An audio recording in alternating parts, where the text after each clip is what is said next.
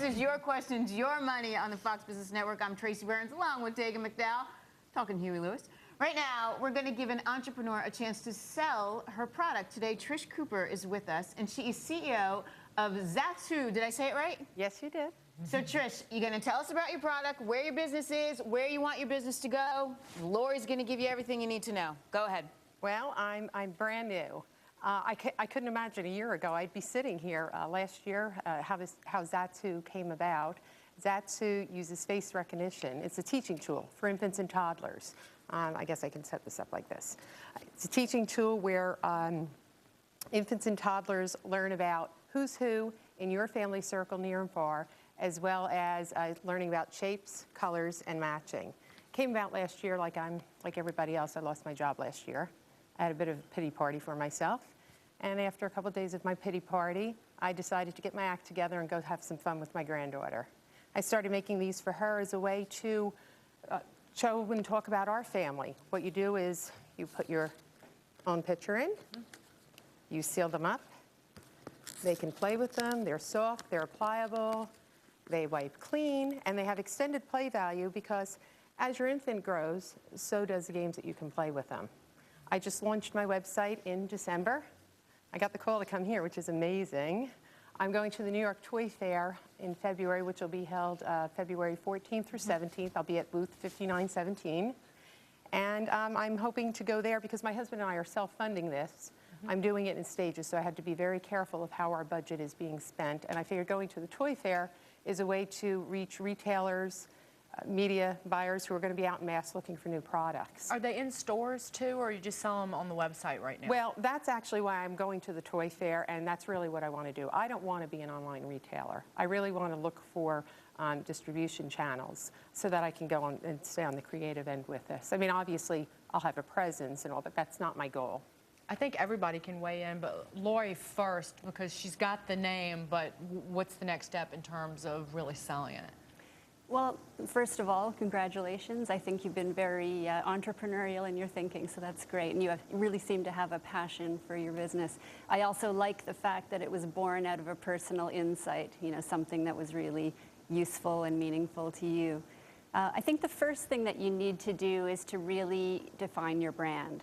So you need to be able to articulate concisely, you know, what you stand for, how you're different than anything else that's out there, and kind of what your mission is. So if you can articulate yourself well, then you can really start to create some buzz and momentum for yourself. So the second thing you need to do is really start to get the social networks working for you. You know, I think Rebecca earlier talked about the fact that there are a lot of blogs out there that can help spread the message. There are so many mommy bloggers out there. There are so many, you know, early education and learning center blogs and things that you could tap into. You know, even send them samples of your products and ask them for advice. And first of all, you might end up learning something. Secondly, they might end up posting your product and giving you a little bit of publicity and awareness. Actually, I've been very, very fortunate with that because I did have some people contact me, and TD Monthly put this as a must-see at the Toy Fair. I've actually joined Haro, which resulted in being yacked about, and then an article on me in the face of adversity moving forward, which is pretty awesome. So I've also put myself on Facebook, as well as I have a Facebook page, but I need some help with that. And a friend just started me on Twitter. Yeah. So I actually have a question for you, because on my website, Zatswho, I actually put my granddaughter playing with it. Yeah. Is that something that, even when I go to, which is part of, as long as I'm here, for going to the Toy Fair, is that something that I should have playing in the background so it shows her excitement? I mean, because you can't fake that excitement that she has playing with them. It's, you know, it's a great thing. What you really want to do is bring that experience to life of what it's like to engage with the product. But I would recommend that beyond just showing, you know, your daughter playing with them, if you could show, you know, grandparents engaging with kids, if you could show parents engaging with kids, so that you could really see, you know, all the different applications and, you know, people of different backgrounds, and really become a little more accessible and give people ideas of how they could use these. Well, thank you. Yuri, do you have any ideas sitting here listening to her story? Yeah, absolutely. I think that the social media blogs are huge, especially I'm a young father as well. I have 2 small boys, and they're just inundated out there. The other thing I'd do is if you want to get retailers more than selling online, I would get a list of retailers and start marketing and promoting to them before the toy fair so that they know to come see you. We've done that since the beginning, and people come with their postcards and come find us at the event.